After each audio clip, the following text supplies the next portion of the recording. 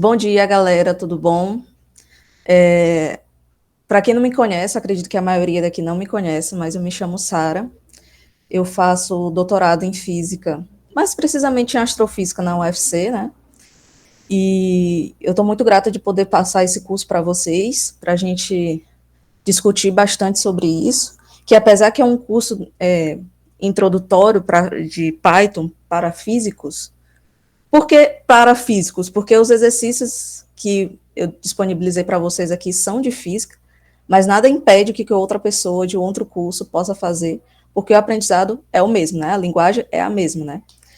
Então, é um prazer, né, de estar podendo passar essas aulas para vocês e a gente está aqui todos esses sábados durante 4 sábados, né? Então, aqui eu disponibilizei para vocês o GitHub, certo? Que ele é um repositório de não só de Python, mas de qualquer linguagem de programação que você queira hospedar, fazer algum projeto, você pode colocar no GitHub. Nesse caso aqui eu coloquei os nossos cursos, e no README, aqui embaixo, quando você abre ele, você vem direto para o README, né? Que você tem todas as informações que a gente tem no nosso curso. E os primeiros que eu coloquei hoje, agora de manhã, que é o link da aula do Meet, né? Então você pode salvar essa pasta aqui e adicionar nos favoritos, e toda vez quando, lembrei que vai ter aula agora, sábado de manhã, aí clica aqui no link do Google Meet, pronto, certo. E as aulas vão ser gravadas e colocadas no YouTube, né? Como não tem nenhuma aula gravada, essa é a primeira, então, quando depois vai ser disponibilizada, que eu vou modificar esse link para ser colocado a playlist, né, das nossas aulas.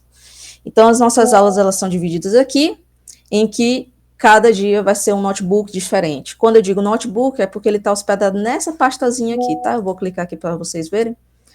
Aqui só está mostrando 2 aulas, mas eu ocultei as outras aulas que tem até as 7 aqui. Então, toda vez, um dia antes das nossas aulas, eu vou colocar aqui. Então, você clica e aí as nossas aulas vão estar aqui disponível, bem direitinho, tá bom? Certo. Então, a gente pode começar a perguntar o que é Python e por que vocês estão aqui para aprender essa linguagem. O Python, ele é uma linguagem de programação de alto nível. O que significa de alto nível? Significa que ele é bastante abstrato, que se aproxima da linguagem humana.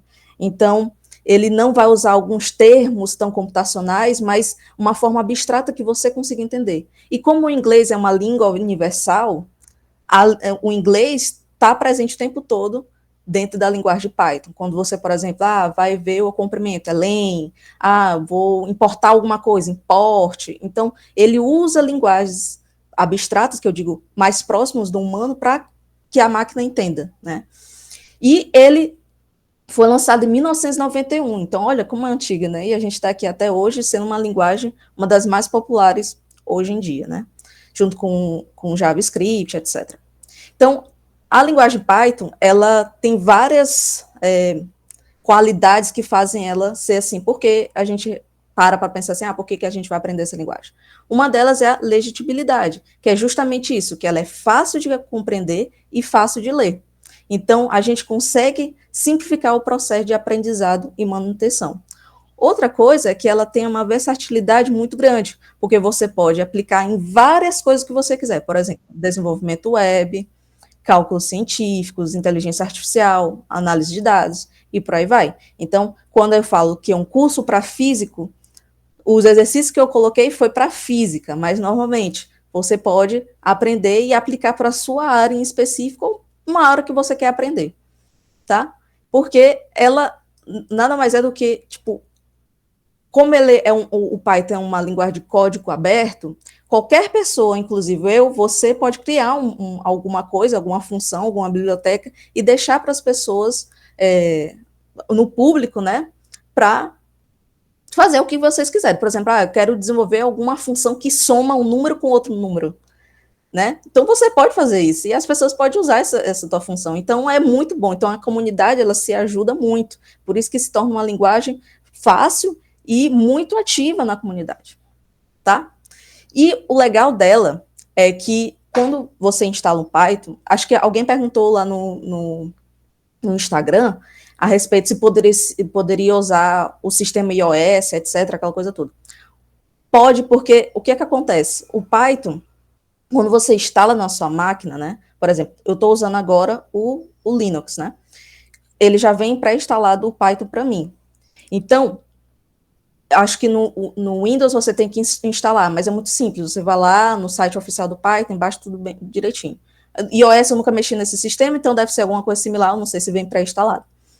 E o legal do Python é que ele tem um modo interativo, ou seja, ele consegue executar o código e ver o resultado imediatamente. Por exemplo, eu vou mostrar para vocês, eu vou abrir aqui o meu terminal, só vou mostrar para vocês o que é que isso significa. Não necessariamente a gente vai programar todo o nosso curso no terminal, tá bom? Mas essa é só para um exemplo.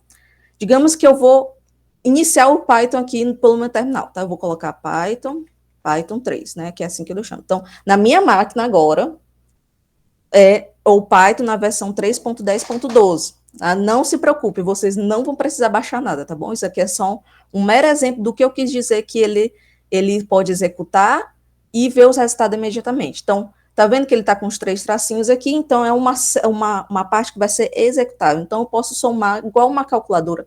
1 mais 1, por exemplo, ele me retornou 2. Então, isso quer dizer que ele é interativo nesse sentido. Eu posso escrever um código e, ao mesmo tempo, eu posso ver os meus resultados logo imediatamente, certo? Então, eu vou sair daqui rapidinho. Pronto. Só que veja que esse processo, às vezes você quer ver todo o processo, você quer escrever vários códigos, um embaixo da outra, você não quer ver o resultado logo de imediato. Existem ambientes para fazer isso, ou seja, um ambiente que você pode, não apenas o interpretador, ou seja, fazer um código e pegar um resultado, mas também ter uma opção de editar o código anterior, de ver o que é que está acontecendo, se teve algum erro no caminho. E esses ambientes são chamados de ambiente de desenvolvimento integrado, ou seja, uma IDE que permite fazer tudo isso e melhor, né? Então, na internet, existem diversas IDE que suportam o Python, por exemplo, o PyCharm, o VS Code, que o VS Code, apesar que não é somente para Python, mas de diversas outras linguagens, o VS Code é muito bom, tá? Que é inclusive o que eu uso hoje em dia, que faz a mesma coisa. Tem o Jupyter Notebook, que apesar de ele não ser uma ideia tradicional, isso é, ter todo esse processo que eu falei aqui, mas ele tem uma outra coisa que é muito boa também, é que você, imagine que você tem um caderno, você faz as suas notas aí do seu curso, você faz uma anotação e normalmente tem um cálculo embaixo, né? Então, imagine exatamente a mesma coisa, só que com código. Você tem um textozinho que você faz o seu texto, e aí você tem uma célula executável e você vê o seu resultado. Então, você consegue construir como se fosse uma coisa bem didática, sabe? E é o que a gente vai fazer nesse curso, tá bom? E os notebooks que foram disponibilizados são dessa maneira. Tem o Spider, o Python, que já vem instalado, que foi justamente o que eu mostrei para vocês. E, diante de todas elas, tem o Google Colab, que é exatamente o que a gente vai usar nesse curso. O Google Colab, como algumas pessoas já falaram aí, que já usaram, quando usa no Colab e tudo mais, ele é justamente como se fosse um Jupyter Notebook, tá? Só que ele é baseado em nuvens. Isso significa que você pode executar o código em Python de forma interativa, só que não precisa configurar nada, porque já está, tudo inteiramente online, tá? Então, os códigos é justamente isso. Você vai ter uma célula de texto, uma célula de código, e por aí vai, tá bom? Você pode voltar uma célula anterior e computar novamente. A gente vai ver isso tudo bem direitinho. E aí a gente tem os notebooks Jupyter, que são justamente esse com a extensão IPyNB, que é por causa disso que, quando você vem aqui em notebooks, a gente vê que a minha extensão IPyNB, tá muito pequeno, deixa eu aumentar aqui. Conseguem ver, né? IPyNB. Então, vou mostrar para vocês como é que a gente chega aqui no Google Colab, é uma coisa muito simples. A única coisa que vocês precisam ter é uma conta no Google, só, mais nada, tá bom? Então, vamos aqui, vocês entrarem aqui, tipo, Google, Drive, aí entrando aqui no Google Drive, acessar o Google Drive. Pronto, aqui tá no meu Drive, tá certo? E vocês podem criar uma pastazinha, se vocês quiserem, por exemplo, nova pasta. Eu criei uma nova pasta alguns dias atrás, tá? Que eu chamei aqui curso Python _UFC, tá? Vocês podem criar uma pasta se vocês quiserem. Vem novo, Mas eu não sei se para todo mundo vai aparecer esse daqui, Google Colabore, né? Mas caso não apareça, você pode colocar aqui em conectar mais apps. E aí pesquisar, né? Colab, por exemplo. Colabore aqui. Pronto. Esse primeirozinho já está instalado aqui para mim, tá bom? Tudo certo, galera? Todo mundo entendeu até aqui?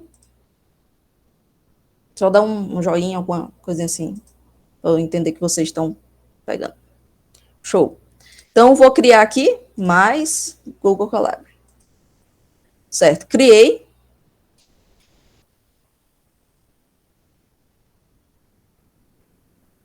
Nossa, demorou, né? Pronto. Esse aqui é assim que vai aparecer para vocês. Vamos voltar para o GitHub para a gente continuar nossas explicações. Bom, o GitHub, como eu falei para você, desculpa, como eu falei para você sobre o Jupyter Notebooks, eles têm a célula de texto e a célula de código. Mas antes de a gente ir para Python especificamente, a gente precisa só se atentar a algumas coisas que vai acontecer ao longo desse curso para que as pessoas não se percam. Então, a primeira coisa é que, como ele tem uma célula de texto, ele começa com Markdown. Esse Markdown, eu vou clicar aqui nesse link que está disponível aqui, ele tem várias alternativas de como você escrever o seu texto, tá bom? Você pode olhar ali se você não se lembrar como é que faz. Então, por exemplo, vamos voltar lá para o nosso notebook, tá? Essa partezinha aqui, eu posso nomear, que é o nome do meu arquivo. Então, por exemplo, isso aqui é a aula 1, tá? Então, veja que tem duas coisas aqui, código e texto, mas se você vem aqui para o meio também tem, ó, texto, código. Então, eu vou inserir em cima uma célula de texto ou uma célula de código. Se eu botar aqui para baixo, também vai ter, ó, vai se criar uma célula de texto ou uma célula de código. Então, eu vou criar aqui em cima, só para vocês verem o que eu quis falar sobre o Markdown. Então, o Markdown, você faz é um tipo de linguagem que você pode escrever dentro dessas células. Então, por exemplo, você quer escrever o nome desse capítulo. Então, esse aqui é um capítulo, certo? Aí você escreve na esquerda e aparece como é que deve aparecer no lado direito. Ah, eu quero escrever uma seção, então bota 2 tracinhos e vai ser uma seção. Ah, eu quero uma subseção, bota 3, vai ser uma subseção. Então, essas aqui são algumas coisas que a gente pode usar para deixar como se fosse um notebookzinho teu, um cadernozinho que a gente pode fazer, tá? Então, você pode, inclusive, colocar. Quem fez aqui o curso de LaTeX oferecido pelo diretório acadêmico algum tempo atrás, pode também colocar fórmulas matemáticas. Então, por exemplo, pode botar assim, por exemplo, y é igual a x ao quadrado mais 1. Aí ele vai aparecer como se fosse do LaTeX aqui, tá? Ou, para aqueles que querem usar o begin, equation, end, equation. Para as pessoas que nunca viram LaTeX, é só para mostrar para aqueles que já mexeram, né? Que também dá para colocar aqui. X mais 1. Pronto, aí vai aparecer do mesmo jeito também. Tá? É só algumas informaçõezinhas que vocês podem usar para quando vocês estiverem aprendendo ou quiserem fazer suas próprias notas de aula sobre o nosso curso, você pode ir lá fazer usando essas coisas, tá bom? Certo? E a última coisinha que eu quero falar, para a gente já começar a pôr a mão na massa, é que, de vez em quando, por vício de linguagem, ou vício de uso, eu não sei como eu falar isso, mas eu vou usar alguns comandos de teclado, tá? E não precisa, não se sintam pressionados em aprender isso agora, tá bom? Mas é alguns comandos que você faz no teclado para agilizar o seu processo. Então, existem várias delas. Então, você vem aqui em ferramentas, atalhos do teclado, e vai ter várias dessas aqui. Logicamente, eu não sei todas, tá? Mas se você quiser se aventurar em aprender tudo também, não tem problema nenhum. Mas eu vou mostrar algumas que eu uso muito. Então, por exemplo, eu uso vou escrever aqui, o Alt, que vai acontecer muito, vai ser Alt mais Enter. Esse Alt mais Enter, ele roda a célula que está aqui e cria uma embaixo. O Ctrl mais Enter, ele roda a célula atual. Esses dois vão ser o que eu vou usar agora, tá bom? Só para vocês entenderem o que vai acontecer. Mas quando acontecer, eu vou avisar, olha, eu estou apertando Alt e Enter, tá bom? Então, vamos lá, né? Vou aqui abrir meu outro notebook e a gente vai começar as nossas aulinhas de Python de forma efetiva, tá bom? Então, vou apagar isso aqui. Posso apagar? Todo mundo entendeu? Tudo direitinho? Show! Então, bora lá. Então, Quando vocês... Nossa, toda vez quando eu abro o VS Code, a coisa tá travando aqui, mas tudo bem. O primeiro notebook que a gente vai utilizar vai ser o primeiro, tá? E ele vai ser bem do basiquinho, que é como é que a gente vê o Python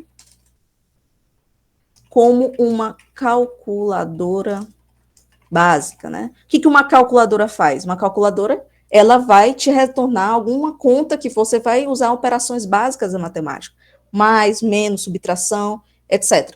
Certo? Então, eu vou copiando as imagens que eu fiz lá, tá? Não se preocupem em entender o que é que essa imagem está, como é que eu gerei essa imagem. Não se preocupe quanto a isso.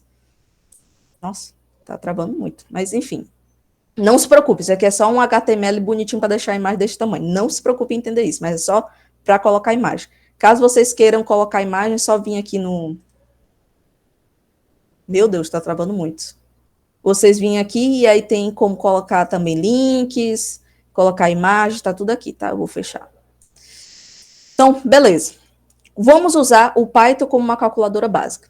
Vocês viram como a gente faz o Markdown e agora a célula do código, um código executável. Todas as células executáveis, ela tem essa setinha aqui, ó, para executar, tá? Como se fosse um play, certo? Então, a primeira pergunta que eu poderia fazer para vocês é como é que eu calcularia o volume desse cubo, por exemplo?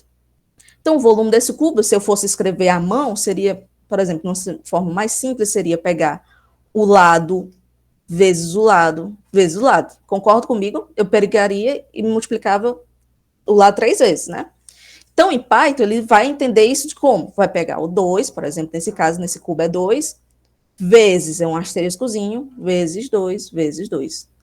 Se eu rodar essa célula, não vai dar errado, porque isso aqui não faz sentido nenhum para a máquina. E aí, vamos rodar, eu vou apertar Alt Enter, só para vocês verem. Ó. Ele está rodando, e aí criou uma célula embaixo, só para vocês entenderem todas as vezes que eu for fazer isso. Tá conectando ao kernel aqui, e já vai mostrar o resultado. Pronto. Ele me resultou 8, tá certo? Agora, se eu tivesse assim, ó. Vou criar aqui, embaixo dessa célula. Vou criar uma célula de texto. E vou só colocar a imagem para a gente ver. Certo? Agora, imagine que eu tenho 2 cubos, né?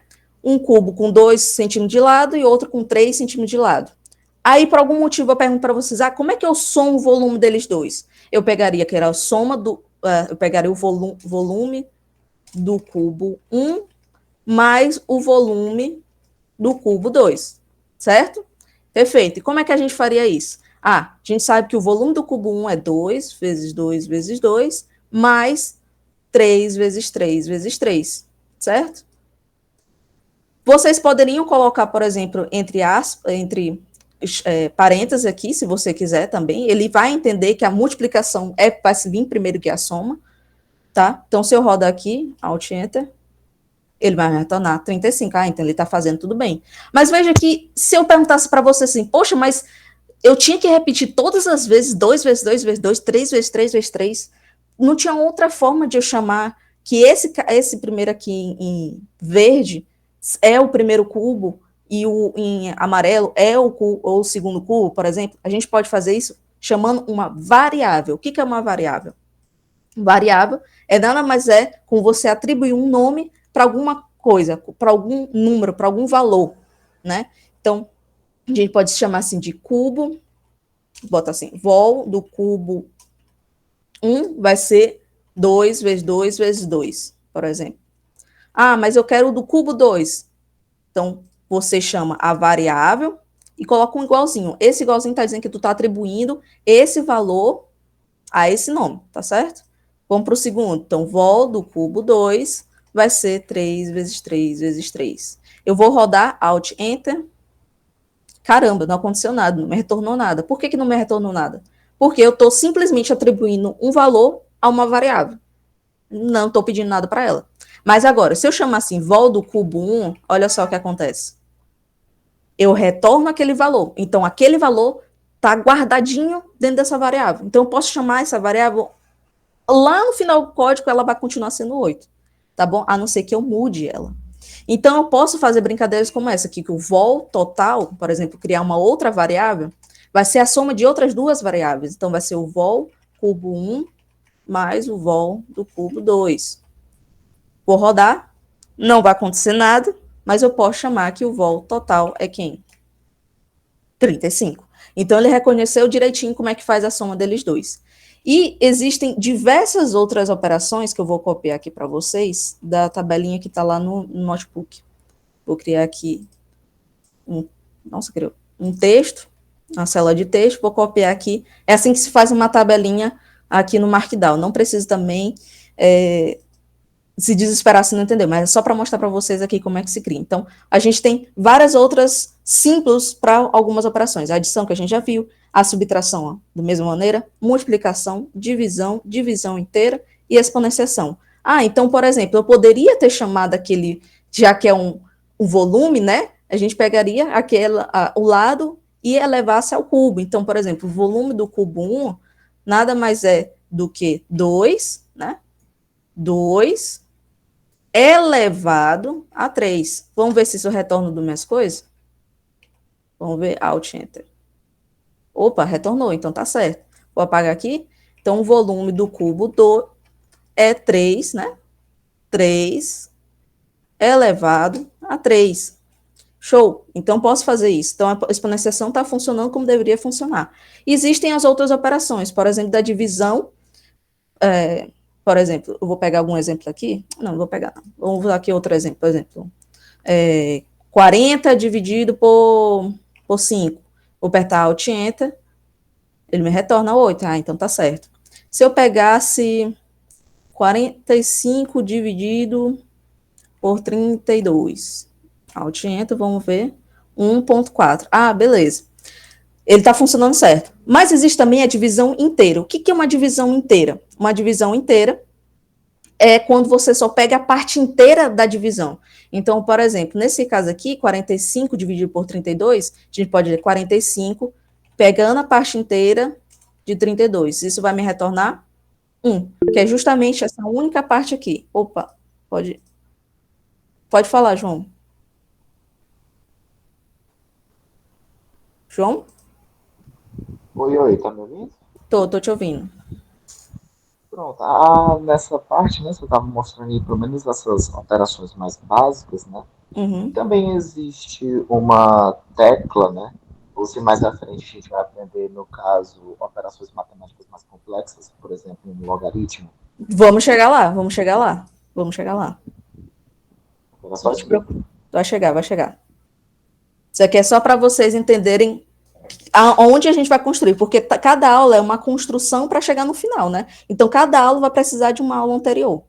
Então, beleza, só para vocês entenderem como é que funciona. E a última coisa, que não está nesse material, e eu não tá no material que eu disponibilizei, é porque eu pensei nisso depois de fazer a aula. Mas, olha só, existe também um comando, uma operação que ela é bastante usada, e principalmente quando você está fazendo um curso de introdução a uma linguagem computacional, de Python, alguma coisa do tipo, que sempre tem a pergunta, faça um código que prove que o valor é par, ou quando o valor é ímpar, alguma coisa do tipo. Isso aqui é muito usado, essa operação é muito usada para isso, que é esse símbolo.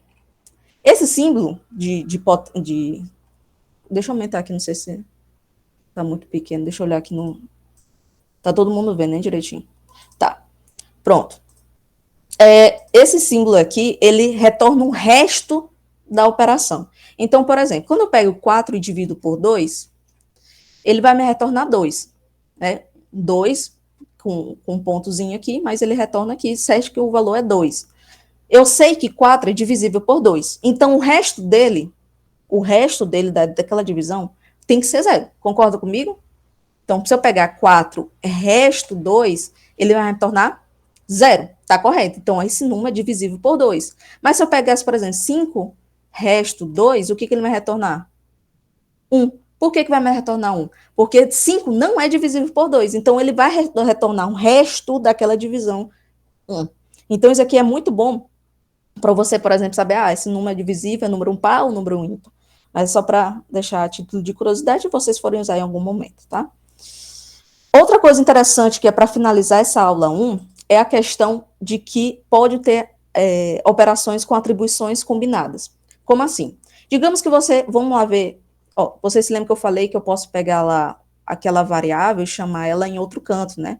Então, vamos ver quem é o cubo 1 aqui, rapidinho, se não modificou. 8, beleza. Imagine que aconteceu alguma situação em que o volume do cubo 1 aumentou 100 vezes. 100 vezes. Como é que a gente faria isso? A gente pegaria, chamava o volume do cubo 1, seria o volume do cubo 1, o 8, né? E multiplicava por 100. Vamos ver aqui o volume do cubo 1 agora? 800. Então, tá certo. Então, eu pegaria o volume anterior e multiplicava por 100. Beleza. Mas vamos voltar aqui para o nosso volume do cubo. Agora, toda vez, o meu volume cubo 1 vai ser 800, tá? Então, toda vez que eu rodar, vai ser 800. Mas vamos voltar para o valor anterior, que é cubo 1, que é igual a 2 elevado a 3, né? Então, o volume do cubo 1 agora é 8, tá certo. Vamos deixar assim como 8. Como é que eu escrevo essa expressão de outra forma? Porque isso aqui, em algum momento, pode ficar muito grande no seu código. Existe uma outra maneira um pouquinho mais sofisticada de fazer isso, que é como? Eu vou chamar aqui o volume do cubo 1, vai ser a multiplicação igual a 100. O que está acontecendo aqui? Isso daqui é a mesma coisa de dizer que eu estou pegando isso daqui e multiplicando por 100. Se eu rodar essa célula aqui e chamar a vol cubo 1 aqui, 800. Vocês entenderam? Então, essa é uma forma de fazer uma atribuição combinada. Ah, só posso multiplicação? Não, não precisa ser só multiplicação, pode ser soma também. Se eu pegar a soma, lembre-se que o meu volume de cubo 1 agora é 800. Se eu somar, vai ficar 900. Ah, eu não quero que seja isso, eu quero ser subtração. Posso também, se eu rodar, volta para 800. E se eu pegar uma divisão aqui? Vai para 8. 8. Então, você pode usar essa operação combinada. Alguma dúvida em relação a isso? Para a gente já finalizar nossa primeira aula, não a aula total, mas o notebook 1? Alguma dúvida em relação a essa parte? Pode falar, João. Então, ok, nesse caso aí, quando a gente coloca o símbolo da operação antes do sinal de igual, você está meio que pegando a sua resposta anterior e criando uma operação com um valor novo. Isso. Isso aqui é muito importante dentro de loopings, a gente vai chegar lá. Então, veja que nada que a gente está falando vai ser à toa. Vai chegar uma hora que a gente vai ver que isso aqui é muito utilizado dentro de loopings, quando você vai interar um valor inicial, porque só uma breve explicação para por que eu estou explicando isso agora. Às vezes, no looping, se não tiver alguma coisa que incrementa um valor, esse loop vai ficar infinito. Então, isso aqui é muito utilizado. Vou incrementar mais um. Então, toda vez que o loop continua, vai incrementar mais um. E aí, por isso que a gente coloca isso, não coloca, por exemplo... A gente pode colocar, na verdade, assim, volume é igual a volume 1 mais 100, por exemplo. Mas pode escrever dessa outra forma. Mas é só uma forma que, se vocês verem algum código dessa forma, é isso que significa. Tá bom? Certo.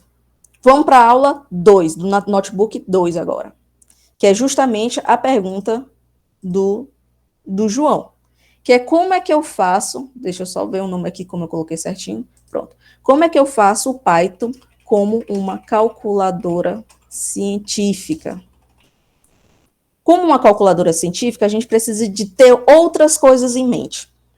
Uma delas é que, você se lembra lá no iniciozinho, quando eu falei para vocês, que a comunidade científica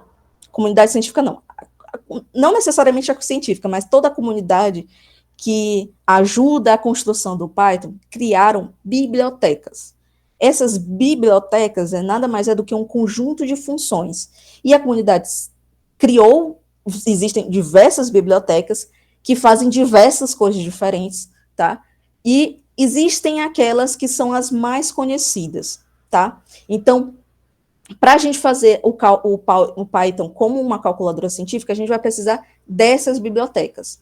Mas o Python, ela já tem algumas funções que são próprias delas. Por exemplo, eu vou clicar no link que está aqui no notebook, vocês podem acompanhar, que são as funções, vou botar aqui em português, aqui.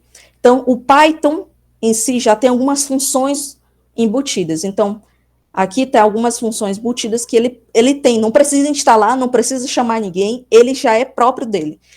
Então, existem várias aqui, então, por exemplo, sums, de soma, alguma delas a gente vai ver aqui nesse curso, o input, o print, vamos ver o print? Toda vez que você vai começar um curso de Python, ou quando você vai ver um livro de Python, ele sempre começa com essa função, tá?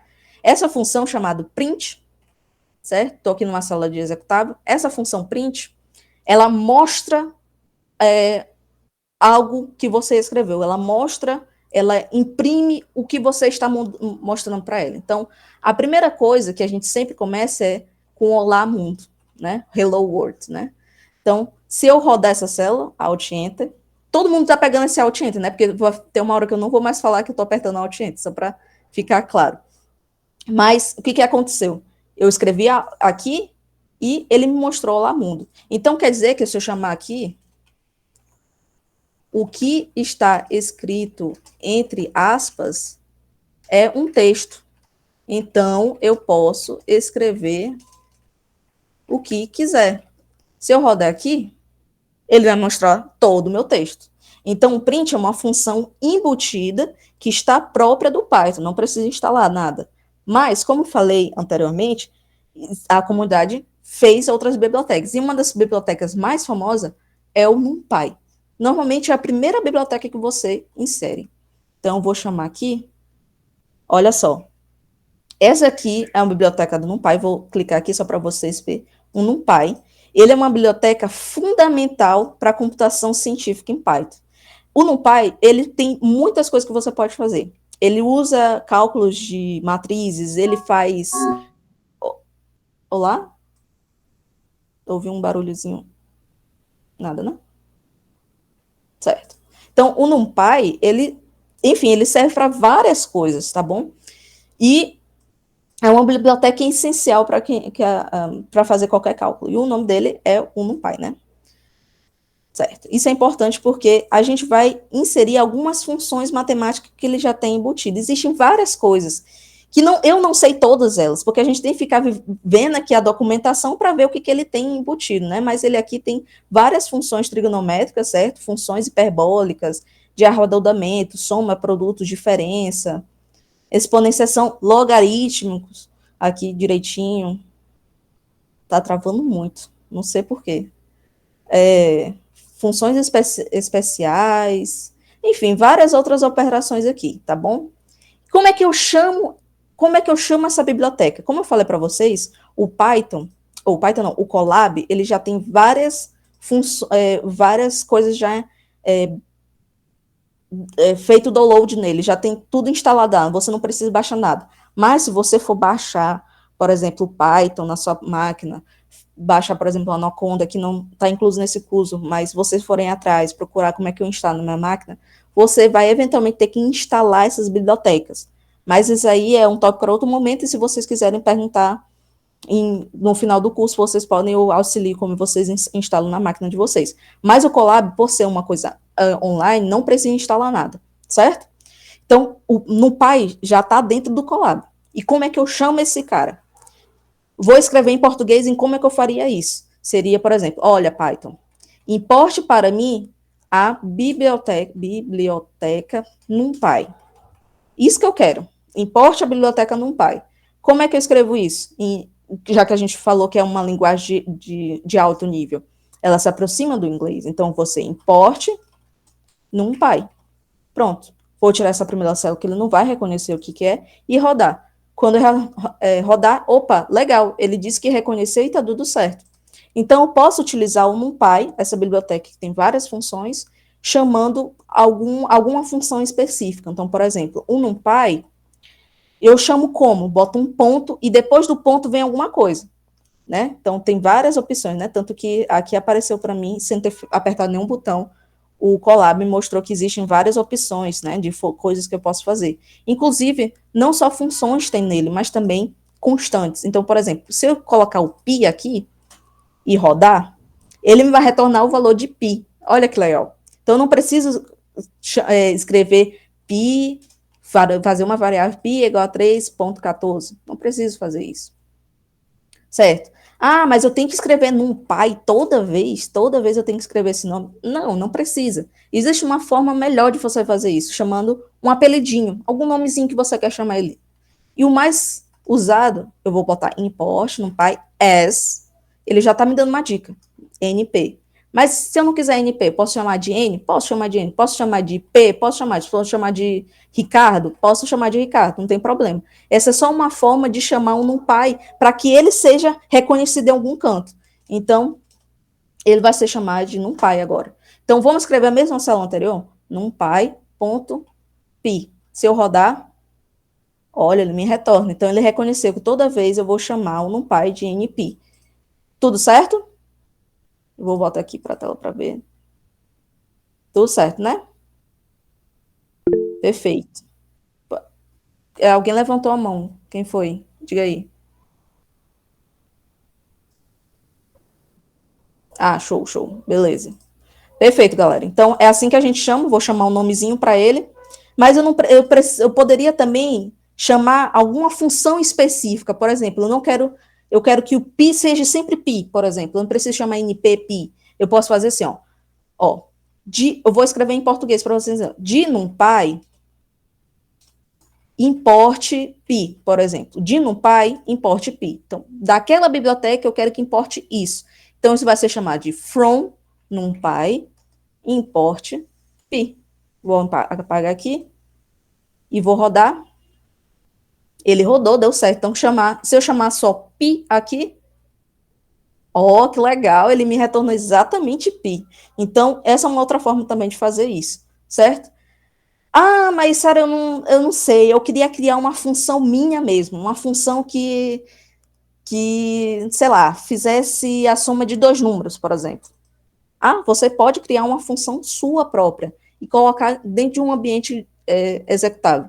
Como é que eu faço isso? Eu vou definir uma função. Como é que eu defino essa função? Eu vou def, a primeira palavrinha para definir, def, e vou escrever o nome da minha função. Qual seria o nome da minha função? Por exemplo, soma, tracinho, de 2 números. E aí, para finalizar, eu tenho que colocar essas chavezinhas aqui, chave não, parentezinhos, tá? Então, e coloco 2 pontos. Pronto.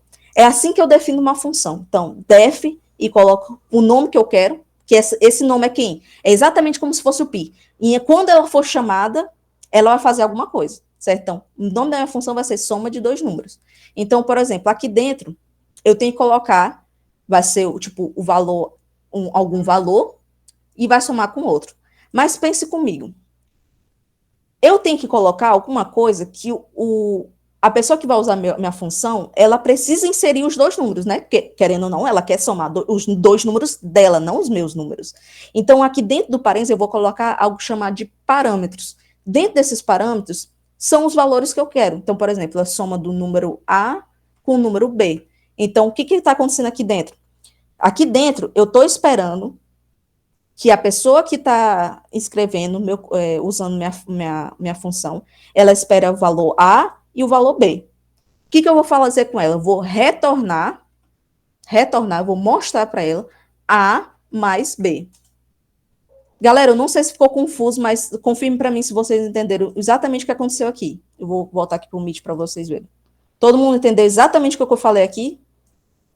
Certeza absoluta?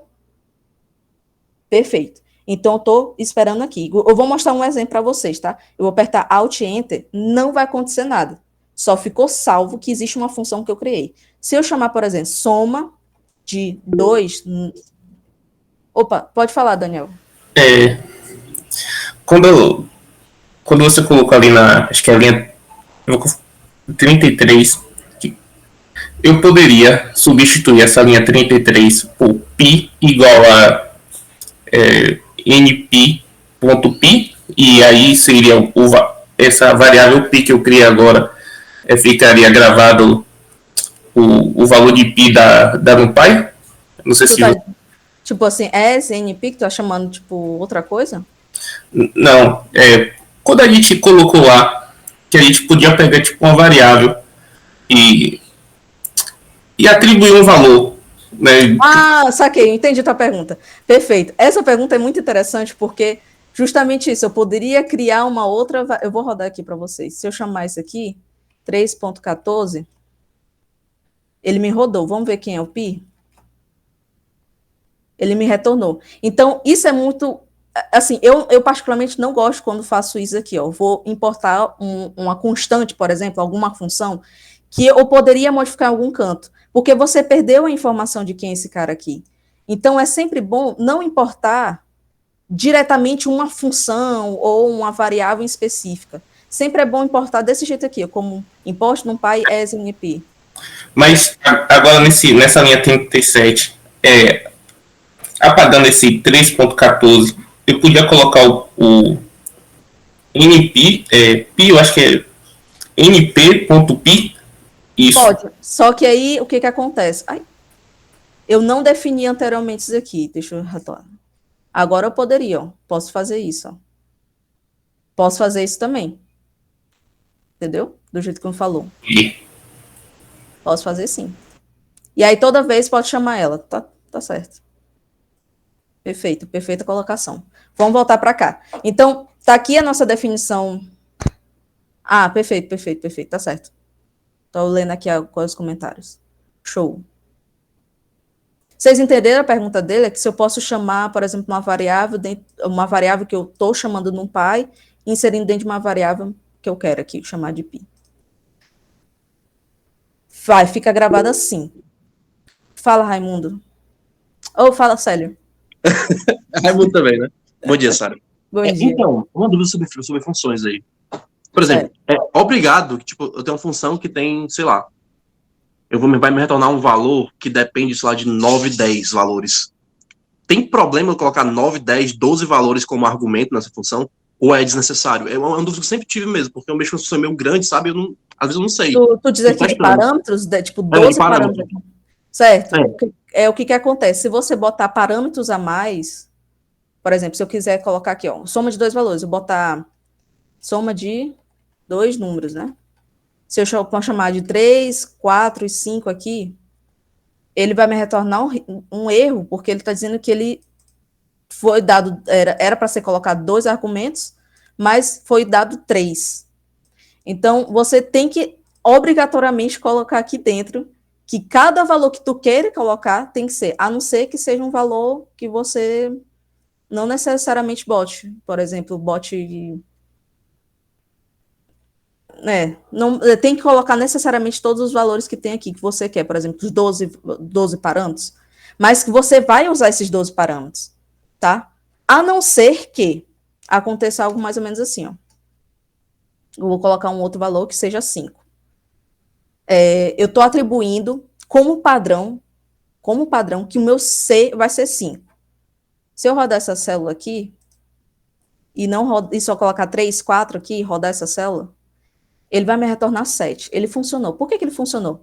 Porque ele só está usando o A e B aqui, tá vendo? Então, o A e B aqui. Então, por exemplo, eu poderia também print C. Vou rodar essa célula aqui.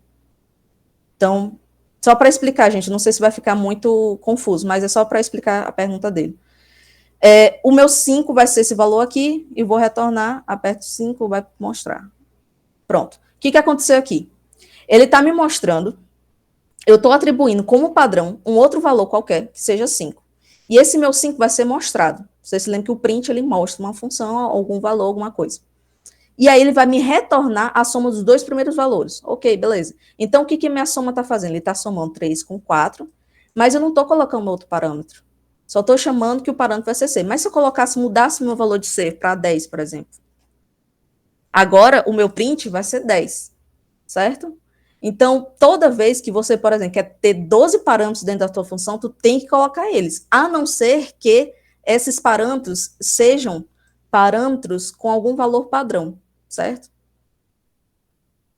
Então, para cada situação, eu preciso definir uma função com o exato número de parâmetros que eu vou precisar. Exatamente, eu preciso fazer isso. Não tem como usar menos parâmetros do que não tem como usar menos parâmetros do que os que foram inicialmente definidos? Sim, dá, como nesse caso aqui que eu falei, ó. Eu não estou usando o C, eu só estou usando os 2 primeiros aqui. Então, eu posso colocar... Pode falar, Raimundo, Célio. Perdão, tá com a mão levantada, né? Desculpa. Mas tirou minha dúvida, viu? Muito obrigado. Show. Pode falar, Bruno. Não, eu entendi esse caso, mas a dúvida do Célio também me deixou meio inquieto, porque eu não poderia então definir uma função que tivesse lá 10, 12, 15 parâmetros para eu ficar usando ela quando eu precisasse usar 5, 6, 4, menos do que 12 parâmetros, por exemplo, e não ter que ficar redefinindo ela sempre, sei lá. Eu teria que sempre... Não, tipo, tu não precisa ficar redefinindo ela. Normalmente, quando você cria uma função, você já espera mais ou menos quais são os parâmetros que você vai colocar aqui dentro, tá? Então, por exemplo, eu quero,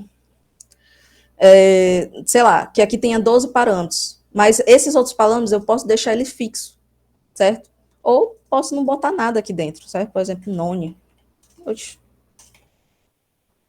E rodar aqui, vai mostrar nada, né? Se eu não rodar nada aqui também, ó, se eu colocar esse print, tirar esse print e retornar, olha só, não vai acontecer nada. Esse C também continua lá. Pode falar, Hugo.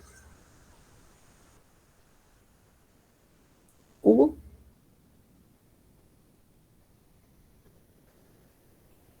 Hugo? Tá certo. Tu entendeu, Bruno? Tipo, não necessariamente você vai ficar redefinindo ele. A não ser que você queira redefinir. Como eu te falei, que, por exemplo, se eu colocar o C igual a 5, quando eu chamar aqui dentro, ele vai mudar o valor de 5, tá? Mas tem uma coisa importante a falar sobre isso. Isso é muito importante. Talvez possa responder a tua pergunta também. O que está acontecendo aqui dentro é que são as variáveis locais dessa equação. São variáveis locais. O que significa uma variável local? Que as variáveis só estão acontecendo aqui dentro. Eu não estou chamando A de algum momento. Então, por exemplo, lembre que aqui está aqui, né? Se eu chamar A aqui, pedir para me mostrar quem é A, ele vai dizer que A não foi definido. Por que não foi definido? Porque A, por mais que pareça aqui, ela só está aqui dentro. Ela não está globalmente definida. Tu entendeu? Então, posso criar uma forma para... Pode sim. Inclusive, é o exercício da última questão, se eu não me engano. Vou até mostrar aqui para vocês. Não, então, essa parte eu entendi. A minha dúvida era se em algum momento do código eu crio uma função de 3 variáveis e adiante eu preciso somar 5 variáveis, por exemplo. Eu preciso aí vai ter que modificar a função. Vai ter que modificar. Era isso que eu estava vendo. Tem que modificar. Não pode aumentar a quantidade de função. Você pode colocar uma função que receba vários parâmetros, mas pode usar a quantidade que tem para menos, não para mais. Então para menos eu posso. Eu posso criar 5 variáveis inicialmente, não usar as 5, usar 3, por exemplo, e lá adiante, sabendo que eu já usaria as 5, aí eu uso a mesma função. Mas só pode fazer isso se você atribuir justamente isso aqui. Eu vou apagar essa célula aqui. Se caso você atribuir um valor para ela. Tá entendendo? Um valor já esperado aqui dentro. Aí outra coisa importante de se falar é que se eu escrevesse essa função assim, ó.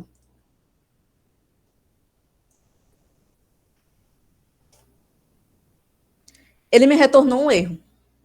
Vocês viram que eu só modifiquei uma coisa, que foi colocar... Eu vou já botar para as pessoas responderem, só para não esquecer esse ponto aqui importante. Vocês perceberam que eu coloquei um igual lá para frente. O que aconteceu? Ele disse que esse argumento não é válido. Por que não é válido? Porque toda vez quando eu faço uma atribuição desde o início, ele espera que os próximos valores sejam atribuídos também. Então, por exemplo, 1 e o C, sei lá, 2. Se eu rodar isso aqui, vai dar certo. Então, eu tenho que esperar que, se eu colocar desde o início uma atribuição de um valor padrão, quando eu digo padrão, é que se eu não botar valor aqui nenhum, ó, se eu botar vazio, sem nada e rodar, ele vai retornar 6. Ou seja, ele está pegando por padrão o valor de A e por padrão o valor de B. E aí está somando. Mas se eu modificar um valor de A, por exemplo, A vai ser igual a 1 e B vai ser igual a 2, ele vai retornar 3. Então, estou modificando o valor padrão que eu já defini de início. Então, só para entender que se eu fizer essa atribuição no início, eu tenho que fazer para todo mundo para trás. Não necessariamente para as pessoas para frente, mas todo mundo para trás. Por isso que, nesse caso aqui, eu defini por último essa função aqui, porque eu sabia que ia dar certo. Acho que tu deveria adicionar um mais C ali no return, não?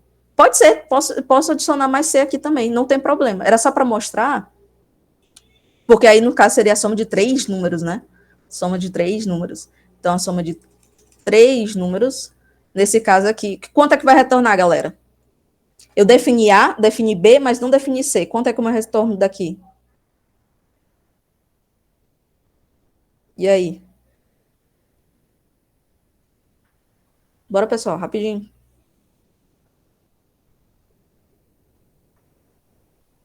Xi. 5, exatamente 5. Os que respondeu 2, 8, vocês entenderam por quê? Alguém de vocês que respondeu 5, consegue me explicar por que retornou 5 e não outro valor?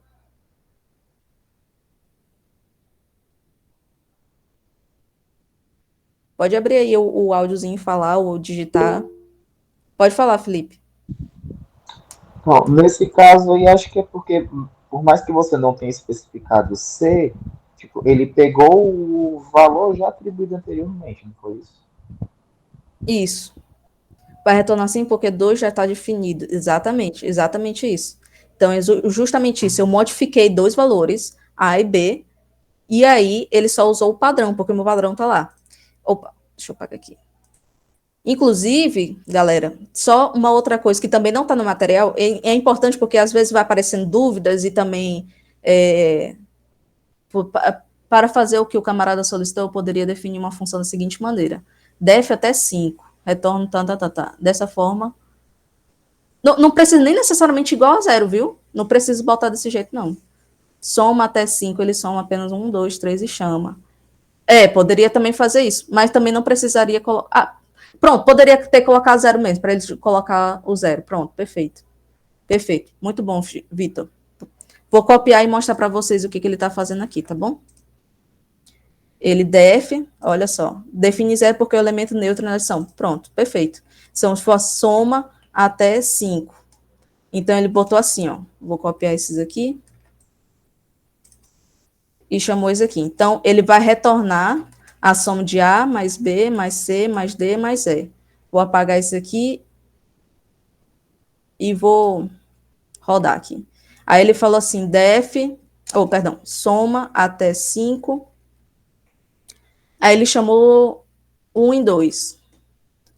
Tá, uma coisa importante que eu coloquei aqui, que ele colocou, é que eu estou me dizendo que o que eu boto aqui dentro é a ordem como é que eu tenho que escrever sem chamar o nome da variável. Isso é importante.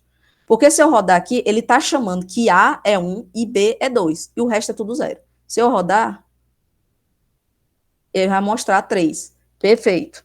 Então, tá certo.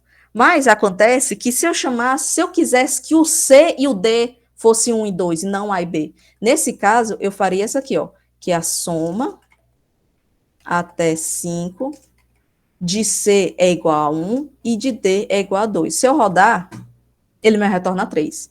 Acontece que quando eu não faço a chamada da variável que está interna da função, ele vai ler na ordem como está definido na minha função. Então, na ordem como ele está definido, ele vai chamar que A é 1 e B é 2. Mas se eu chamar a função, ou se eu chamar a variável, eu posso atribuir ela na ordem que eu quiser, inclusive botar o D aqui na frente, ó. Ele vai me tornar do mesmo jeito. Então, quando eu chamar a variável, dentro da minha função, ele vai colocar na ordem que ele quiser.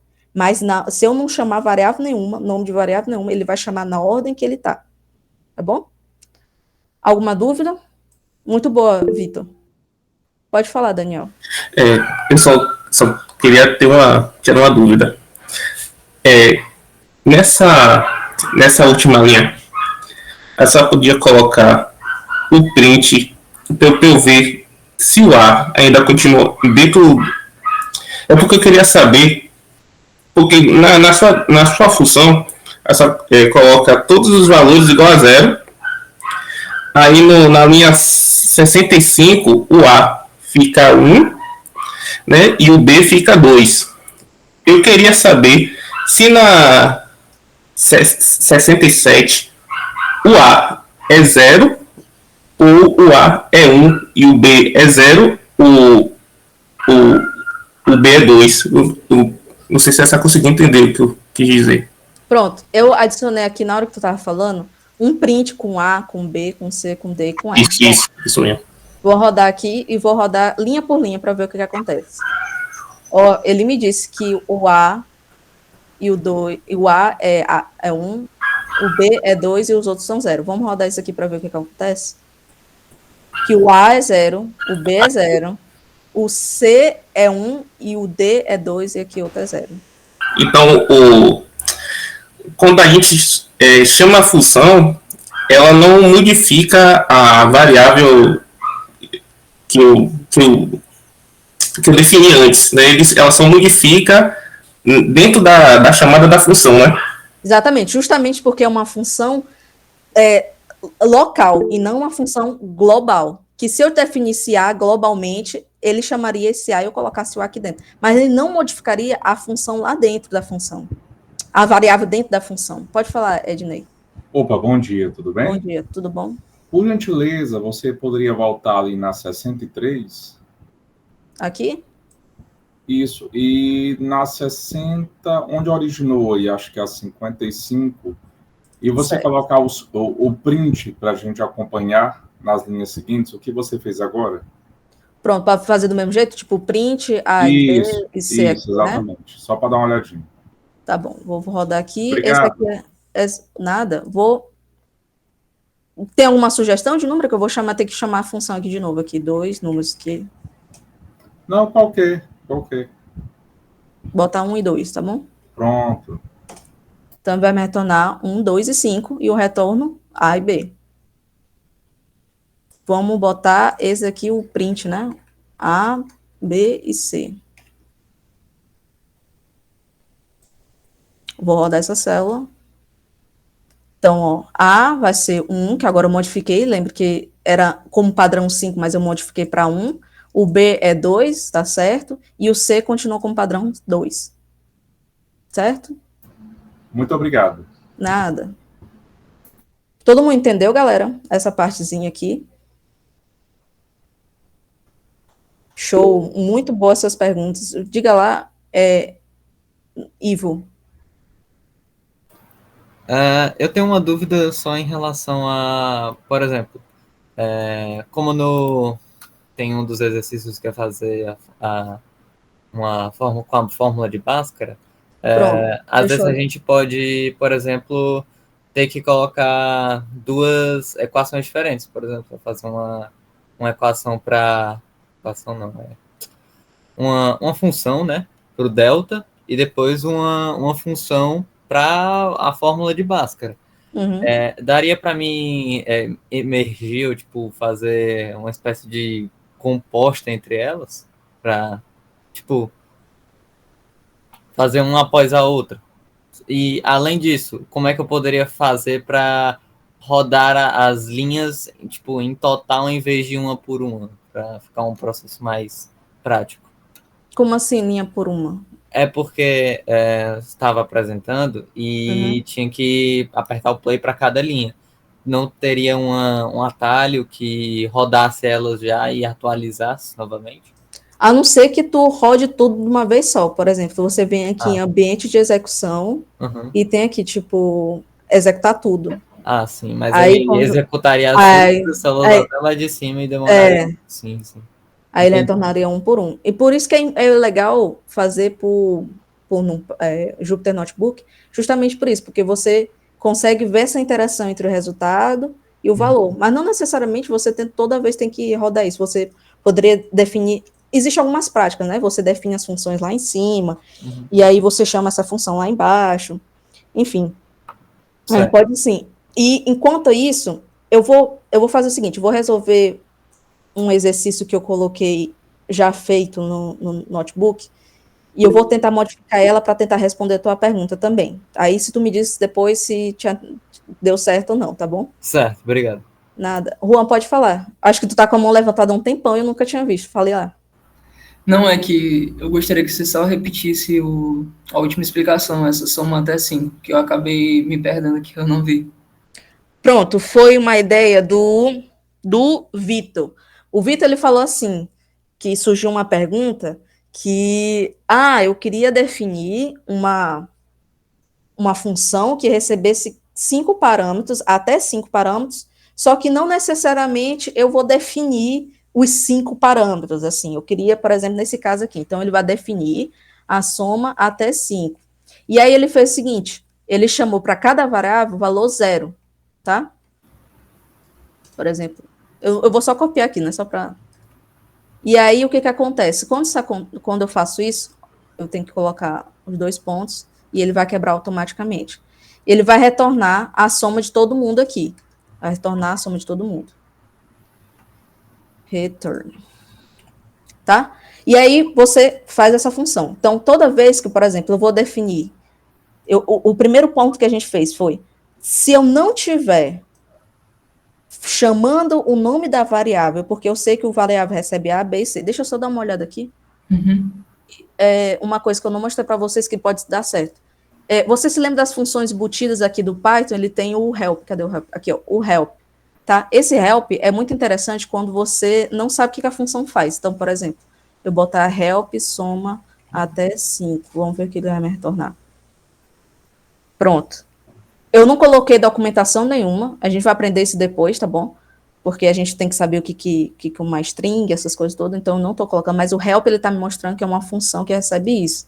Então, essa soma, ela está me recebendo esses valores aqui. Então, se eu não atribuir quem é A, quem é B, quem é C, quem é D, se eu não chamar essas letras, ou a variável que for, ele vai ler na ordem que está acontecendo aqui. Então, se eu colocar 1 e 2, ele vai atribuir A como 1 e B para 2.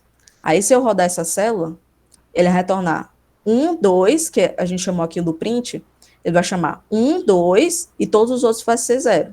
Ele vai me retornar a soma. Ele está me retornando a soma de todo mundo, mas como os outros são 0, ele só vai retornar a soma de 1 mais 2.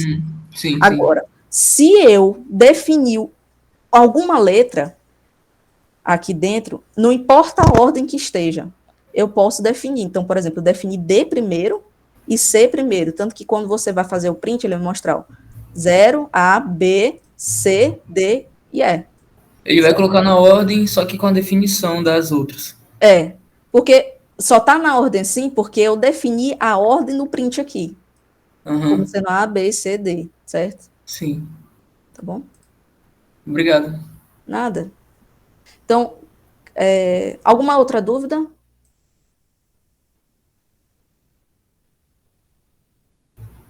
Não, eu tô sossegado. Não? Beleza.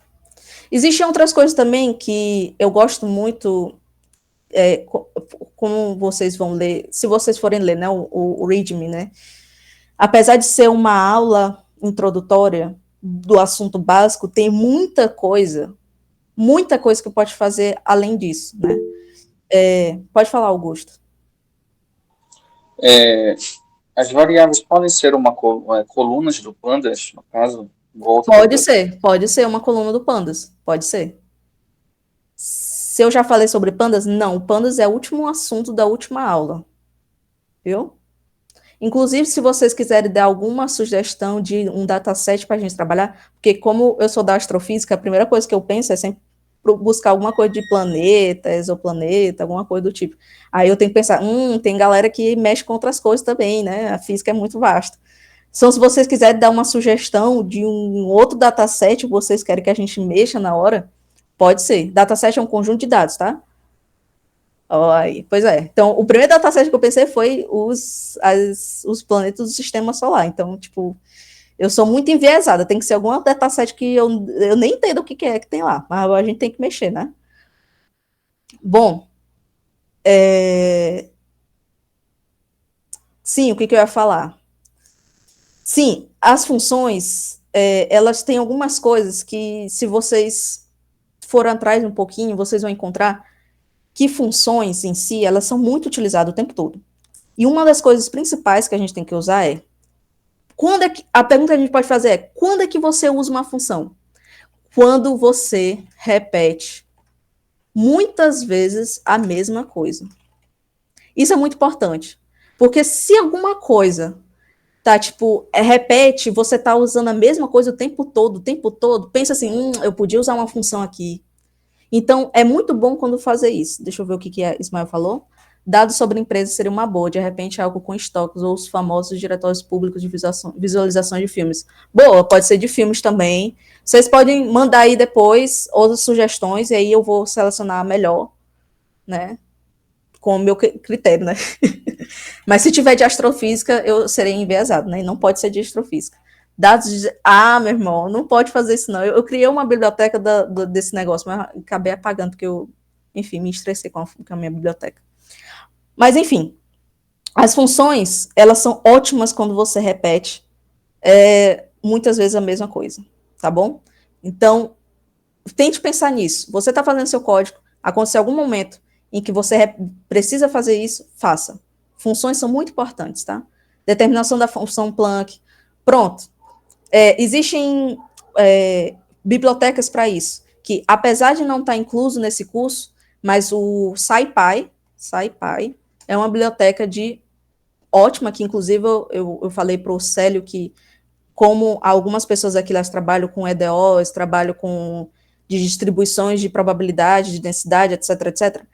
SciPy é uma biblioteca ótima para isso. Inclusive, ela tem a constante de Planck.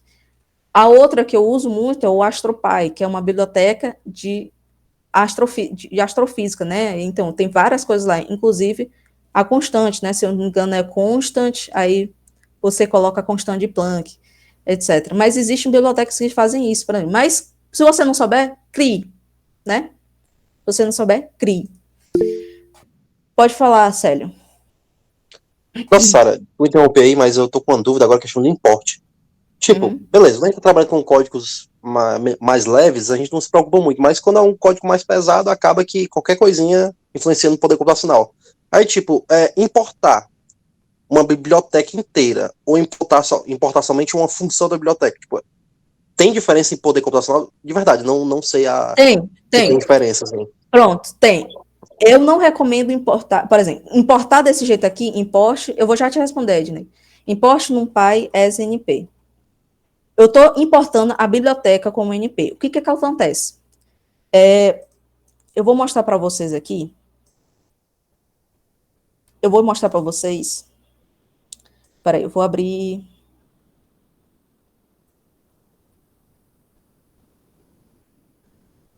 Deixa eu pensar aqui no que eu.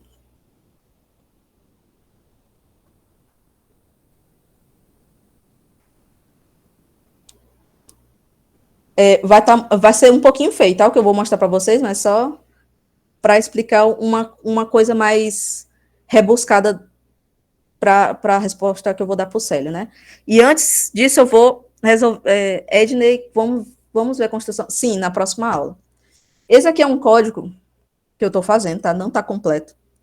Mas, o que acontece? Eu criei um ambiente virtual. Isso é uma outra prática também. Quando você cria um ambiente virtual, para não poluir as bibliotecas que estão no teu computador. Outra prática para isso seria criar um ambiente virtual, ou seja, você cria como se fosse para botar suas bibliotecas naquele estado atual. Então, nesse caso aqui, eu não sei se vocês conseguem ver, mas deixa eu aumentar aqui. Meu Deus, travou tudo aqui. Ele não está aumentando aqui, deixa eu... aumentou. Vocês conseguem ver? Só para explicar o que ele está falando aqui.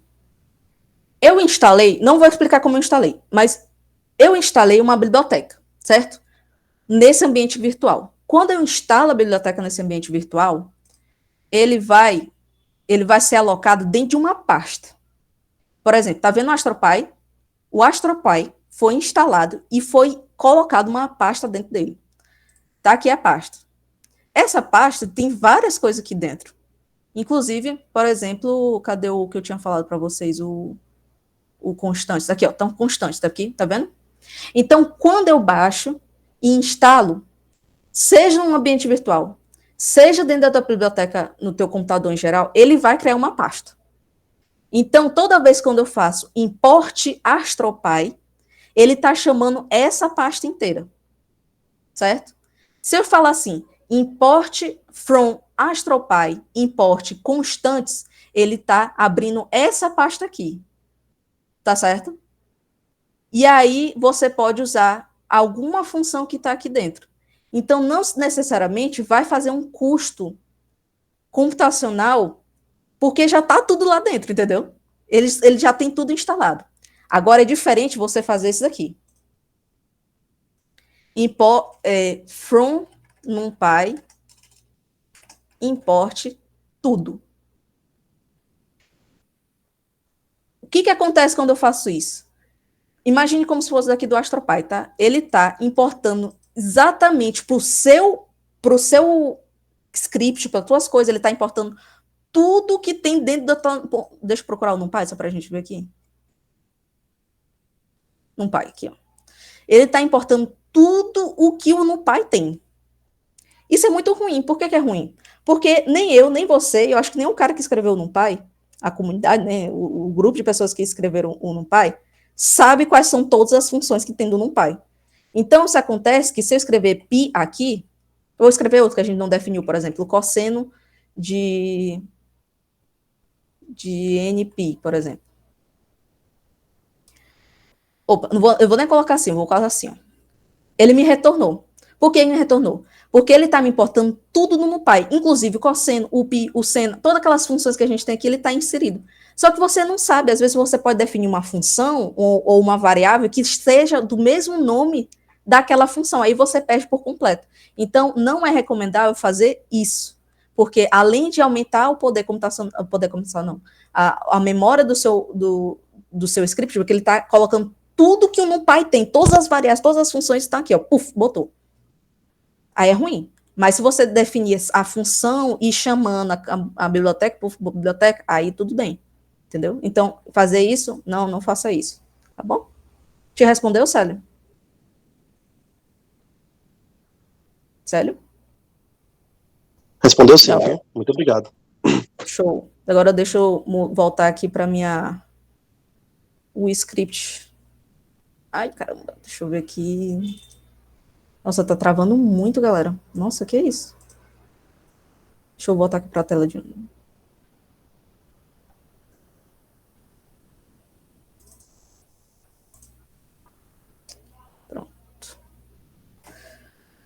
Pronto. Eu vou fazer aqui responder a pergunta de uma pessoa que eu não me lembro agora. Vamos tentar resolver esse problema aqui que eu coloquei, que já está com a solução, mas eu vou tentar responder ele de outra maneira. Vou criar aqui uma célula de texto e colocar a imagem. Certo. A gente vai definir aqui, todo mundo está vendo, né, direitinho? A gente vai definir aqui aquele grande problema quando a gente faz...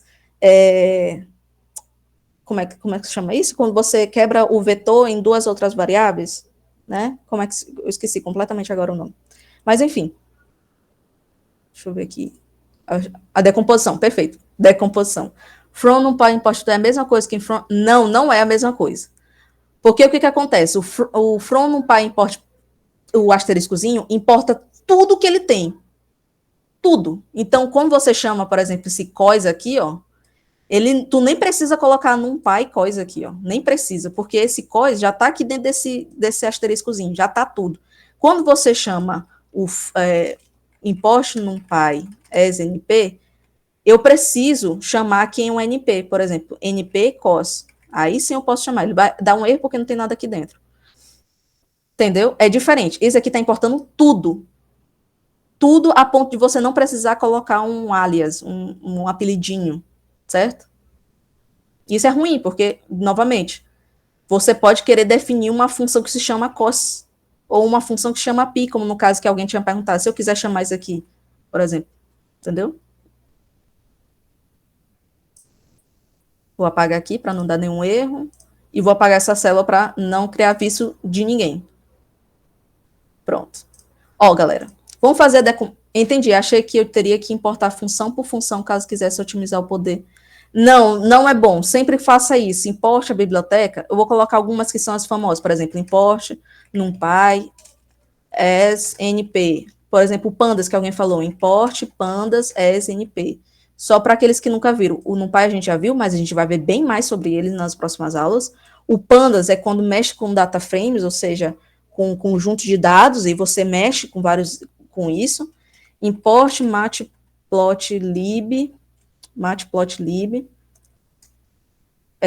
ponto pyplot, splt. Essa aqui é a biblioteca de fazer gráficos, né, que a gente vai ver na próxima aula. Import Seaborn SSNS. Essa aqui é uma biblioteca que não vamos ver nesse curso, mas fica aí ao cargo do leitor para procurar sobre isso. Ai, caramba. Import. Tá vendo o que eu estou fazendo? Eu estou importando a biblioteca como alguma coisa. E aí, ao longo do caminho, eu vou usar alguma coisa dessa biblioteca. Importo AstroPy.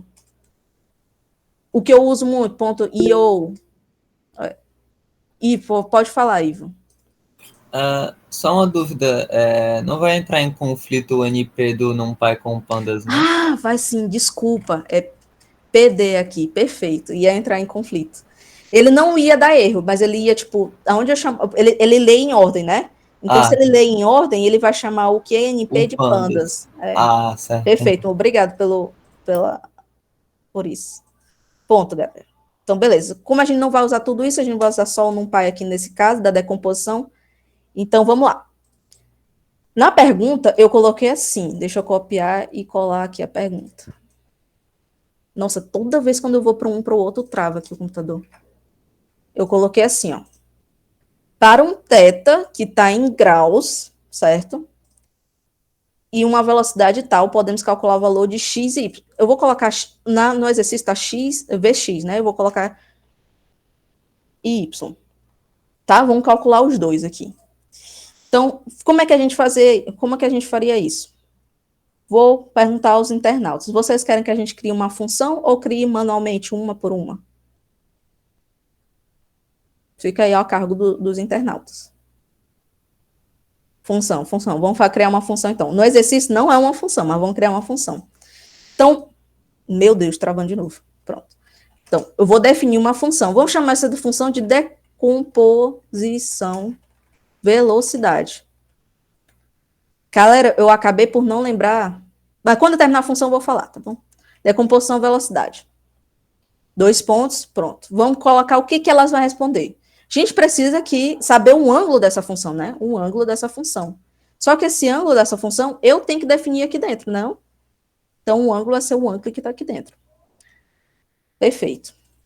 Também eu tenho que saber eu tenho que calcular o Vx e o Vy, né? O Vx, ele é a velocidade, mas quem é essa velocidade? Eu tenho que definir aqui dentro. Então, aqui é a velocidade. Velocidade. E vou multiplicar, né? Multiplicar pelo cosseno, NumPy, cos, do ângulo. Concordam comigo? Sim, mas veja só. Tem um porém aqui. Se eu botar um help aqui, NumPy, cos, olha o que ele está me dizendo aqui, que os parâmetros, que é o primeiro valor aqui na frente, ó, ele espera um valor radianos. Percebe? Ele pede um valor radianos. Só que ele está me dando aqui um valor em graus. Percebe? Então tem que fazer alguma coisa antes. E aí teve uns de matemática aí. Como é que eu faria isso? Ele espera, o NumPy, cos, ele espera um valor radianos. Mas o que o meu problema está me dando é um problema em graus. O que é que eu tenho que fazer antes? Converter, né? Converter. Olha, multiplica por π e divide por 180. Perfeito. Então, mostra para mim, Vitor, como é que ficaria esse código aí. Não só o Vitor, mas qualquer outra pessoa que queira escrever assim em linha, como é que ficaria? Ficaria ângulo, que é igual a ângulo, vezes NumPy π e divide por 180. Alguém consegue pensar em outra forma de escrever isso aqui? O ângulo dentro do cosseno? A conversão dentro do cosseno poderia acontecer, não? Pode, porque aqui eu preciso, na verdade, eu tenho que até escrever. Não, vou deixar assim, ângulo, porque ele já converte aqui. Não isso. Ah, muito bom, Jarlison. Também tem esse. Perfeito, Danilo, perfeito. Olha só, galera. o Danilo e o Jalisson mostrou duas formas muito interessantes de fazer. A outra era justamente fazendo aquilo que a gente tinha falado, que um ângulo, porque eu estou querendo pegar o mesmo ângulo, né? Multiplicando ele, igualando por NumPy π sobre 180. Perfeito. Então, outra forma de fazer isso. E a outra forma, Jalisson, porque como a gente não está importando math, a gente pode usar o NumPy. O NumPy, ele tem isso aqui também, ó, que é o NumPy Radians, olha só, aqui, ó, Radians. Deixa eu ver se mostra aqui a documentação. Não está nem mostrando, né? Vamos jogar aqui só para vocês verem. Opa, não é o Radian mesmo, não. Tem um Radians. Aqui. Olha só. Converte o ângulo de graus para radianos. Então, até o NumPy tem uma função que faz isso. Mas isso aqui é uma função que você escreveu. Não tem problema nenhum. Ele vai dar a mesma coisa. Então, ó, só vamos fazer um teste se deu tudo certo? Então, por exemplo, se um ângulo vai ser 0,7, né? Vamos pegar e fazer essa operação aqui, ó. 0,48. Vamos pegar esse outro aqui, ó. E mostrar o ângulo. 0,48. 0,48. Agora vamos fazer esse outro aqui.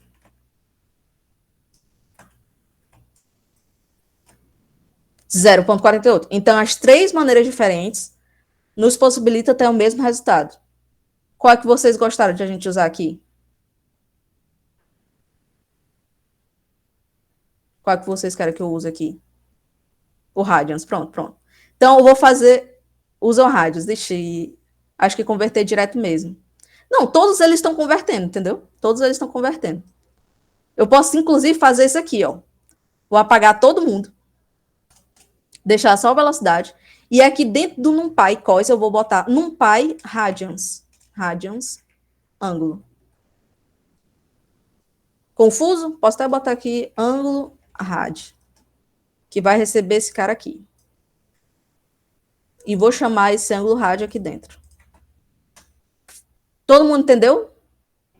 Alguma dúvida em relação a isso? Faz sentido colocar dentro do argumento do cos. Também faz, só que o problema é que eu vou usar esse rad num VY. Um VY. E aí eu ia ficar um código muito grande, entendeu? Então eu vou botar que a velocidade vai ser a multiplicação do NumPy seno do ângulo rad, porque ele espera o seno também espera o ângulo rad. Ó. Vamos lá ver se ele espera realmente o ângulo em radianos. Opa. Ó, aqui, ó. Ângulo em radianos. Olha só. 2π rádio é igual a 360 graus. Ele até dá uma dica aqui no seno. Então, perfeito. Ah, que legal. Agora, galera, vou apagar aqui. Vamos aqui mexer. Beleza, a gente já encontrou quem é o meu x e o meu y. Existem duas maneiras que a gente pode fazer isso, que eu não sei se vai responder a pergunta do Juan, eu acho que foi o Juan que perguntou. Você não precisa colocar um return. Não precisa, tá? Você pode simplesmente colocar assim, print vx, print vy. Mais tarde a gente vai ver algumas funções do print, tá, galera? A gente tá só aqui mostrando até o que a gente sabe até agora, tá bom? Beleza, agora vamos lá. Eu rodei minha função, perfeito. Agora vamos ver como é que ela tá funcionando bem. Composição, velocidade. O meu ângulo é 28,07 e a minha velocidade é 2. Rodar, olha que legal. Então, ele me diz que a velocidade de x é essa daqui, a velocidade de y é essa daqui. Mas existe outra forma de fazer isso? Tem. Se eu não colocasse esse print, colocasse um return, vx, vy. Se eu rodar isso aqui, olha o que vai acontecer quando eu rodar essa. Ele está me mostrando as duas equações. Mas ele está me mostrando uma coisa chamada tupla. A gente ainda não viu isso aqui no nosso curso, mas é só uma paletinha para quando a gente chegar lá. Tuplas são um tipo de agrupamento conjunto que o Python tem, que são imutáveis. Eu não consigo mudar. Mas ela tem uma coisa muito boa em relação a isso, que ela consegue descompactar. O que é descompactar? Porque quando você está trabalhando em algum problema, você não quer ficar mostrando o tempo todo isso. Você quer armazenar essa informação. Concordam comigo? Vocês querem armazenar essa informação. Então, eu poderia chamar aqui dois variáveis aqui mesmo. Então, por exemplo, a variável x, minha velocidade x, e a minha velocidade y, e igual lá. O que está me fazendo? Eu estou chamando duas variáveis, colocando uma vírgula, e estou dizendo que ela está recebendo dois valores, esse e esse outro valor, na ordem. Então, se eu rodar esse valor aqui, ele não vai retornar nada, mas ele vai me retornar a velocidade de x e a minha velocidade em y.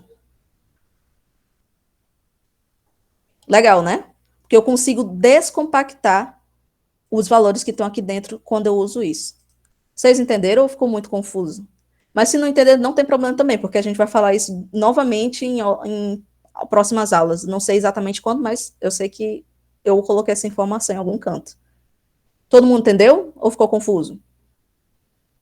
A hora é agora.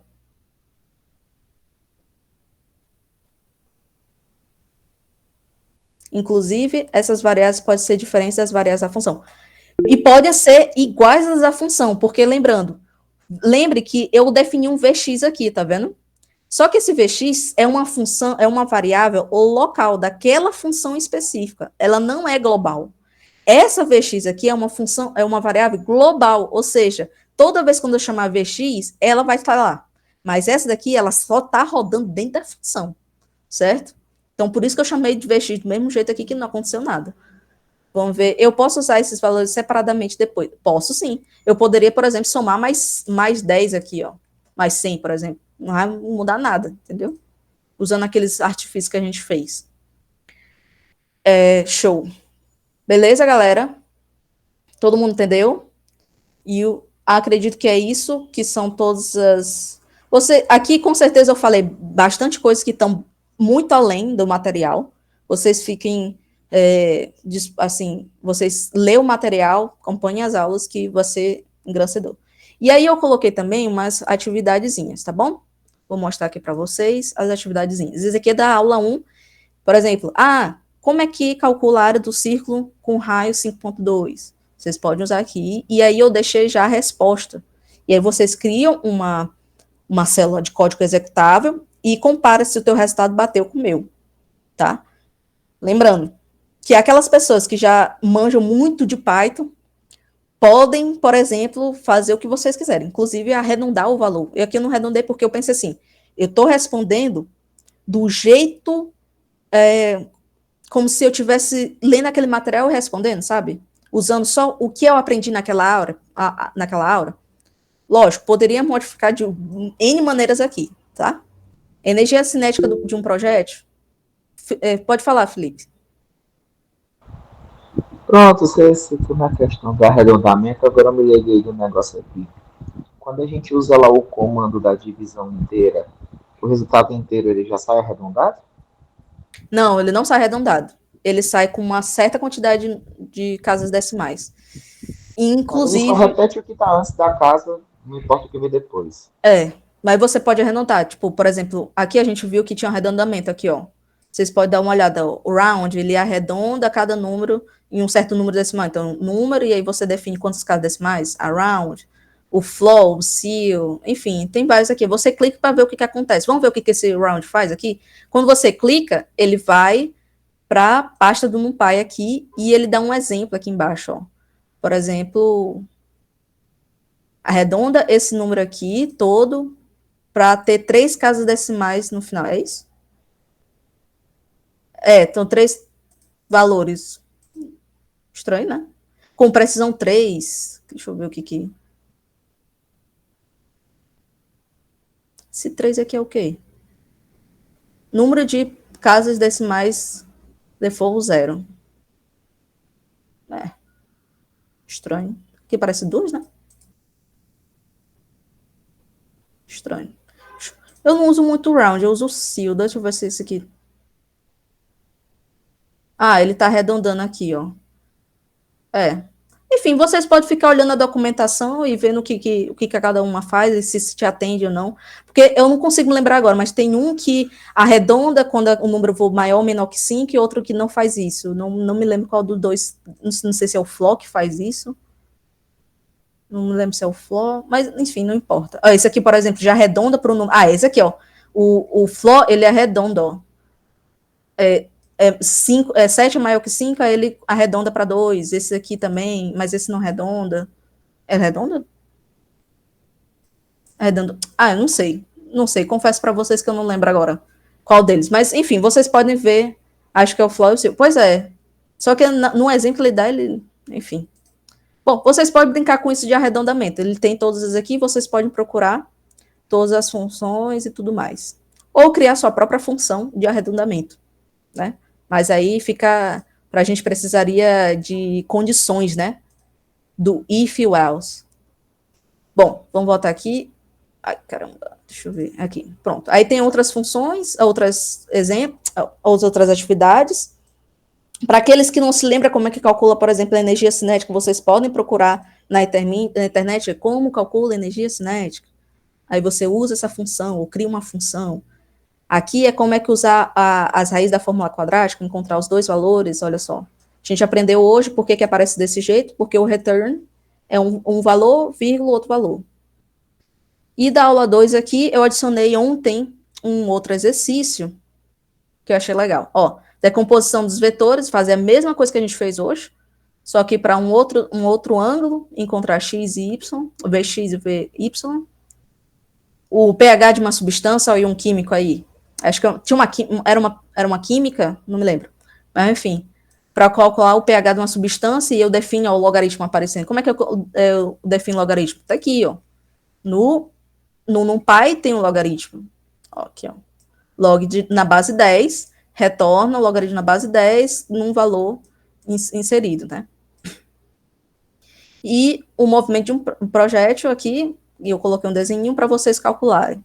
A mesma coisa, só que usando essas duas aqui, só que nessa parte eu pedi para escrever uma função que receba tanto o alcance quanto a altura máxima, tá? Só para a gente finalizar agora, deixa eu voltar aqui. Aí, beleza. Com esses exercícios, eu coloquei aqui no README, não sei se está muito pequeno, deixa eu aumentar. Consegue todo mundo ver, né? Nesse README aqui, eu coloquei a entrega dos exercícios. Cada aula vem acompanhada com uma série de exercícios, certo? Todos baseados com problemas físicos. Se por acaso você precisar revisar algum conceito físico ou forma, sinta-se à vontade para consultar o livro didático, como eu falei. No entanto, evite procurar soluções do código em Python em si, porque é muito fácil você procurar, como é que eu faço esse código aqui, dado isso aqui. É muito fácil. Mas o que é que você aprende com isso? Nada. Você só aprende a copiar e colar, né? Então, fiquem à vontade de quebrar a cabeça, de pensar assim, poxa, como é que eu poderia resolver esse problema aqui? E vocês têm a capacidade total de resolver, porque a gente teve essa aula aqui e teve diversas discussões muito interessantes sobre funções, eu gostei bastante, e podem ajudar a resolver os problemas, tá? E a entrega do exercício é opcional, e podem me mandar por e-mail. Tá aqui meu e-mail, vocês me mandam aqui, ó, por exemplo, o arquivo, deixa eu ver aqui. Não, compartilhar, perdão, você vem aqui em compartilhar, aqui no caso, compartilha, e aí bota aqui, procura com quem? É Sara, aí bota aqui meu nome todinho. Vai me compartilhar e envia para mim, e eu vou conseguir ver o código de vocês, tá bom? Certo. E aqui eu coloquei um vá mais longe, porque apesar de ser um curso, como eu falei novamente, é um curso introdutório, é um curso que não tem como falar tudo, não tem como. Então, vocês vão ter capacidade, depois de sair desse curso, de aproveitar e procurar outras coisas que vocês queiram aprender. Então, eu coloquei algumas bibliotecas essenciais que, quando você clica, ela vai para o link oficial da biblioteca, né? Que, inclusive, tem vários tutoriais, como, tipo assim, um tutorial rápido, outros tutoriais, etc. Tem livros, etc. Você pode ver aqui também.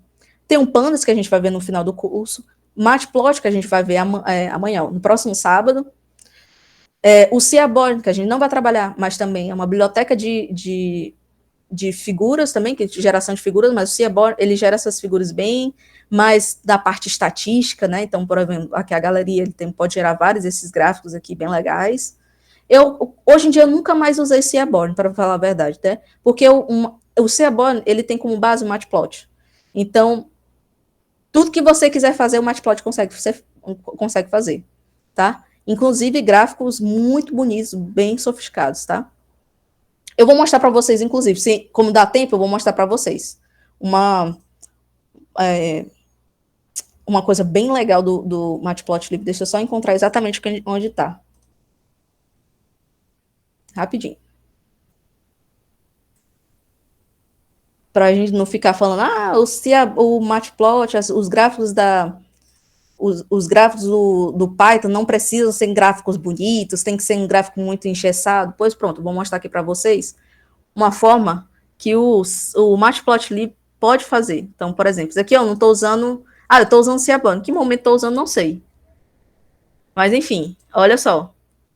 Gráfico de pizza, gráfico de barra, gráfico de pontos, de ramos e folhas, gráfico de histograma,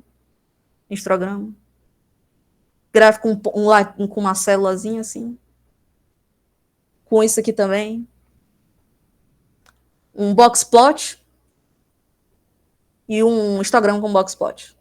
Isso aqui foi tudo escrito, eu usei o Ciaban aqui, mas enfim, de qualquer maneira, eu consigo utilizar o histograma, o Matplotlib para fazer todos esses gráficos, tá certo? Só para mostrar para vocês que é um mundo e não tem como a gente abarcar tudo, porque realmente é um mundo. Você pode brincar do jeito que você quiser, tá bom? Só para mostrar para vocês que, apesar de ser bonito aqui, o Matplotlib também entrega cor bonita, tá? Os extras que eu coloquei aqui foi o do Astrofísica, do AstroPy, para aqueles que mexem com astrofísica, e aqueles que querem se aventurar com análise de dados e também querem fazer Machine Learning, Deep Learning, tem os Scikit-learn, né? Eu poderia botar também outros como TensorFlow, mas aí seria muito mais avançado. Mas está aqui também que, embora os links diretos sejam dos sites oficiais, vocês podem encontrar tutoriais em diversas outras áreas, né? Pode botar no YouTube, como é o Ciaban, né? E deve ter um curso por lá. E também tem alguns cursos aqui que a gente pode ver, por exemplo, que é dessa... Neste curso... Nossa... Esse canal aqui, Free Code Camp, é muito bom. Sara, como utiliza o LaTeX no Colab? Pronto, vou já te responder. E outros cursos aqui também, né, que eu coloquei para vocês verem. Aqui estão as referências dos livros que eu utilizei. O livro base foi esse daqui, mas ele é um pouco lento, né? Eu tentei me basear nele, mas ele é um pouco lento. Então, em algumas partes eu usei outros livros aqui. Tá? E eu também deixei tudo disponível para vocês. Se vocês quiserem ler os livros, procurar eles, tá ali, todos bem atuais. E como eu uso o LaTeX no Colab, pronto, vocês se lembram aqui que a gente tinha falado das células de texto, né? A gente tinha falado que as células de texto também aceitam equações, né? E dentro das equações a gente pode usar várias coisas. Logicamente, a gente não consegue, por exemplo, usar algumas bibliotecas muito específicas, alguns pacotes, perdão, do LaTeX, né? Mas você pode usar como você preferir. Por exemplo, definir... Eu vou escrever uma função que não tem o menor sentido, tá? Tipo, x sobre z, aí ele me retorna isso aqui, mais a integral de 0 a infinito de x ao quadrado dx. Por exemplo. Certo? Você pode escrever aqui dentro e não tem problema nenhum. Mais, não sei, o somatório sum de i igual a 0 até um n. Deixa eu ver o que aparece. Apareceu, tudo bem direitinho. Então, de x sobre y, sei lá, qualquer coisa aqui do tipo. Sei lá. Certo? Você consegue utilizar aqui dentro sem nenhum problema. Fica até legal, né, pra gente fazer assim, ó, para escrever desse jeito assim, a função abaixo é de acordo com a equação. Aí você, por exemplo, escreveu isso, aí escreve um código. Isso fica muito bom para você documentar o que você está fazendo, certo? Certo, muito bom fazer as anotações. Exatamente, é muito bom fazer essas anotações. Então, por isso que eu deixei as notas bem organizadas para vocês darem uma olhada. De tudo que vocês precisam saber, certo? Pronto, pode falar, Célio. Não, é só para quando for finalizar, pedir pro pessoal não sair antes de eu falar um avisozinho aqui, tá bom? Só um detalhe. Pronto. Pois é isso, galera. Espero que vocês tenham gostado e até a próxima aula, no próximo sábado, que é com gráficos. Pode salvar em PDF, pode salvar em PDF. Inclusive, deixa eu dar uma olhada aqui, antes de fechar aqui, ó, tem... Eu acho que o Colab, eu não tenho certeza, não vou mentir para vocês, não. Deixa eu ver aqui, salvar. Deixa eu ver como é que tem. Imprimir. Deixa eu ver o que acontece quando a gente bota imprimir. Ah, não fica legal, né? Não fica legal, não. Deixa eu ver aqui. Pra mim tinha salvar em HTML. Também gosto de salvar em HTML, mas não tô vendo aqui, não. Eu sei que no VS Code tem, mas enfim. Deixa eu ver aqui. Show, galera. A gente vai fazer vários gráficozinhos. E quem tiver alguma dúvida, pode mandar e-mail, pode mandar qualquer coisa que eu vou estar respondendo, tá?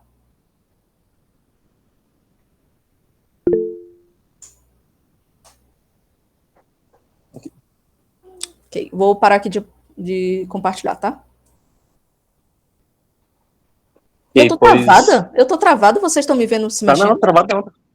É, só que não dá travada. Nossa, caramba, a apresentação toda eu tava travada? É. Meu Deus. Meu Deus. Peraí, eu vou ligar e ligar de novo a câmera.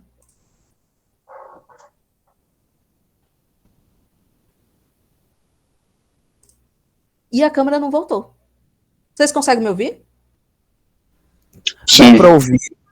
A tua apresentação tava rolando normalmente, só a câmera que tava travada. Meu Deus. Não sei pro pessoal, mas pra mim ela tava travada desde umas 10 e pouquinho. E vocês nem pra me falarem, galera. É porque agora a gente tava ocupado prestando atenção na tela. E o pior é que, tipo, eu liguei aqui e pra mim... Oh, nossa, aguarde até que ela volte. Minha tela parou de funcionar aqui. Deixa eu ver aqui. Parou, galera. Parou total. É isso, pode falar, Célio. Desculpa te atrapalhar. Não, que é isso. Eu peço desculpa. Na verdade, assim, eu acho que em termos de câmera não atrapalhou em nada, né? Porque a transmissão estava 100%, né? Mas, assim, eu só queria agradecer, né, Sara, por ter topado aí fazer o curso, certo? Queria agradecer. E, primeiramente, queria saudar, porque tem participantes aqui de Pernambuco, né? Da Paraíba, Campino Grande e tal. Não somente aqui da UFC, certo? Só da UES. Mais, viu? Então, gostaria de saudar todos aí, certo? E reafirmar que o curso é gratuito, a gente vai disponibilizar certificado e tal. Espero que aproveitem bastante. Suguem embaixo da Sara porque ela sabe muito. Sabe muito, certo? E que dizer que o diretor acadêmico, assim como já disponibilizou o curso de LaTeX, né? E o curso agora de Python, parceria com a Sara, a gente pretende disponibilizar outros cursos durante um ano aí, certo? Então, sempre que vamos fazer essas iniciativas, é bom que até pessoas de outras universidades divulguem, tá? Porque o conhecimento deve ser disponibilizado e democratizado, certo? Tem que ter acesso aí. Então, muito obrigado por participarem. Eu acabei não apresentando, né, mas eu sou o Célio, aí, o presidente diretor acadêmico, tá?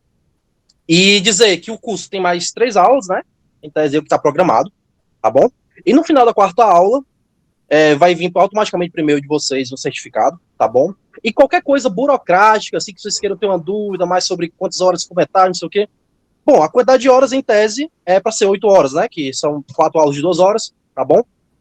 Mas qualquer coisa a mais aí queiram discutir nesses termos aí, certo? Podem mandar e-mail para mim, celiorodrigues@fisica.ufc.br, tá? Ou para o diretor acadêmico. E no mais, eu creio que é isso, tá? Muito obrigado pela participação de todos, certo? E muito obrigado, Sara, por ter topado fazer esse projeto com a gente aí, tá bom? Bom final de semana a todos. E eu queria só que vocês ligassem a câmera rapidinho pra gente poder bater um print aí de participantes, tá? Pra ver pro Instagram. Então, quem puder ligar a câmera aí, né, agradeceria. Rapidinho. Show. Vou contar até 10 segundos aí, porque tá gravando, né, então vamos tirar o print. 1, 2, 3, 4, 5, 6, 7, 8, 9 e 10. Pois, show, galera. Obrigado, viu? Bom final de semana a todos.